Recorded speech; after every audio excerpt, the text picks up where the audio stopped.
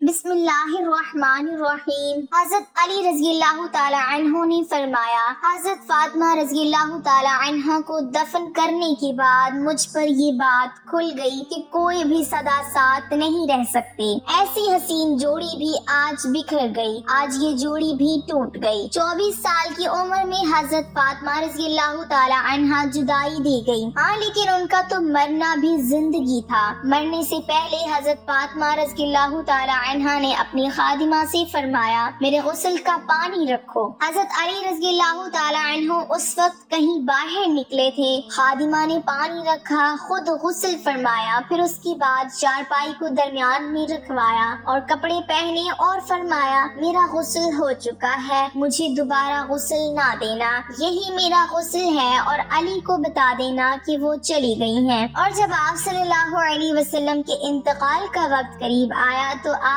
صلی اللہ علیہ وسلم نے حضرت فاطمہ رضی اللہ تعالی عنہ سے کہا تھا کہ میں جا رہا ہوں۔ آپ رضی اللہ تعالی عنہ رونے لگی، پھر آپ صلی اللہ علیہ وسلم نے کان میں کہا، نہیں فاطمہ، غم نہ کر، سب سے پہلے تو ہی مجھ سے آ کے ملے گی۔ پھر وہ ہنسنے لگی۔ حضرت عائشہ رضی اللہ تعالی عنہ دیکھ رہی تھی کہ حضرت فاطمہ رضی اللہ تعالی عنہ پہلے روئی پھر ہنسی، تو آپ نے کہا، یہ کیا بات ہوئی؟ حضرت فاطمہ رضی اللہ تعالی عنہ نے بتایا کہ مجھے میرے بابا نے کہا میں جا رہا ہوں تو مجھے رونا آیا، پھر کہا کہ تو غم نہ کر، سب سے پہلے تو ہی مجھ سے آ کے ملے گی، تو پھر میں خوش ہو گئی۔ بابا کے جانے کی صرف 6 مہینے کے بعد حضرت فاطمہ رضی اللہ تعالی عنہ اپنے ابا سے ملاقات کو ہو گئی، تو حضرت علی رضی اللہ تعالی عنہ فرما رہے ہیں کہ دیکھو، پہلے میں نے انہی ہاتھوں سے محمد مصطفیٰ صلی اللہ علیہ وسلم کو قبر میں اتارا تھا،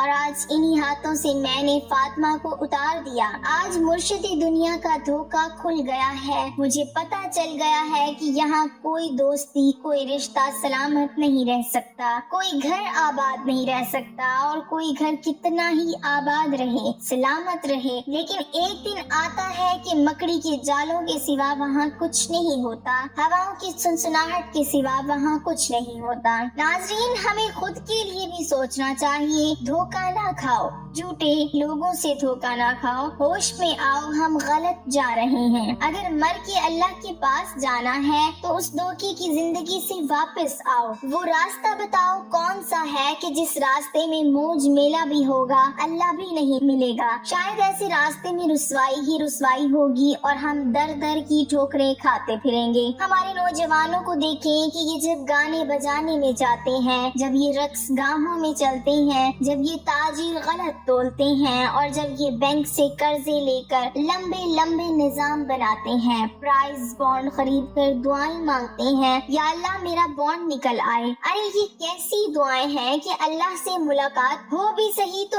ایسے کہ جوئے کے لیے دعائیں مانگی جائیں، لیکن یہ سب غلط ہے۔ لیکن کوئی اس بات کو سمجھتا نہیں اور کوئی سنتا ہی نہیں، کوئی مانتا ہی نہیں۔ تھوڑی دیر کے لیے توبہ کرتے ہیں، پھر وہی ڈگر، وہی راہیں، وہی خفی، وہی صحبتیں۔ کیا آسمان کے دھماکے سن کے توبہ کرنا چاہتے ہو؟ کیا آسمان کی بجلیوں کو دیکھ کر توبہ کرو گے، یا زمین کے کلیجے کو پھٹتا دیکھ کر پھر توبہ کرو گے، یا سمندر کی بکھری موجوں کو چڑھتا دیکھ کر پھر توبہ کرو گے؟ نہیں، پھر توبہ کا وقت نکل جاتا ہے، ابھی بھی وقت ہے، ہم لوٹ آئیں۔ قبروں کی بوسیدگی یاد کرو، قبروں کے اندھیرے یاد کرو، اور وہاں کوئی نہیں ہوتا، نہ کوئی ساتھی، نہ رشتہ، وہاں صرف ایک چیز کام آئے گی اور وہ ہے اعمال۔ جہاں حضرت علی رضی اللہ تعالی عنہ اور حضرت فاطمہ رضی اللہ تعالی عنہ جدا ہو گئے، باقی کون ہمیشہ رہ سکتا ہے؟ اور جب جدائیاں ہو جاتی ہیں، پھر یوں ہوتا ہے کہ جیسے کبھی یاد ہی نہ تھا،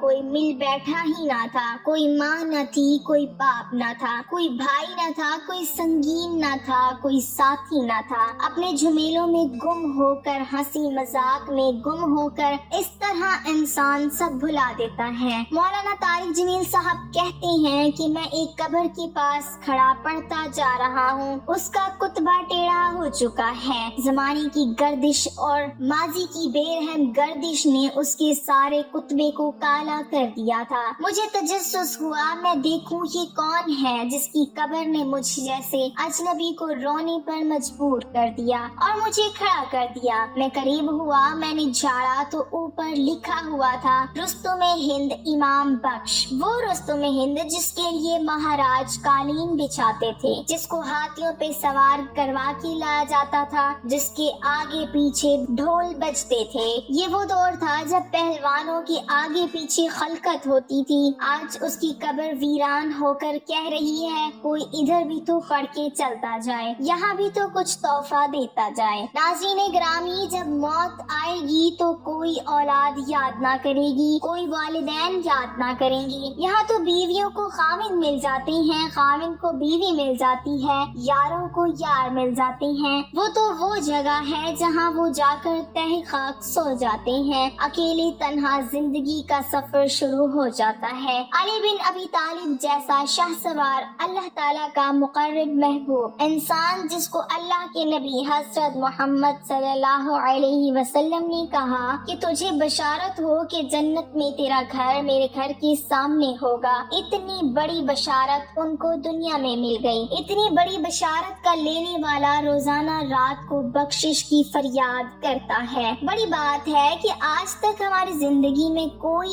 ایک عمل بھی نظر نہیں آتا جس پر ہم دعویٰ کر سکے کہ میرا یہ کام تو اللہ کو بڑا پسند آئے گا اور میری بخشش کا سامان ہو جائے گا۔ ہمیں ہر وقت توبہ کرتے رہنا چاہیے کیونکہ توبہ کا دروازہ اب بھی کھلا ہے۔ اللہ ہمیں توبہ کی توفیق عطا فرمائے، آمین۔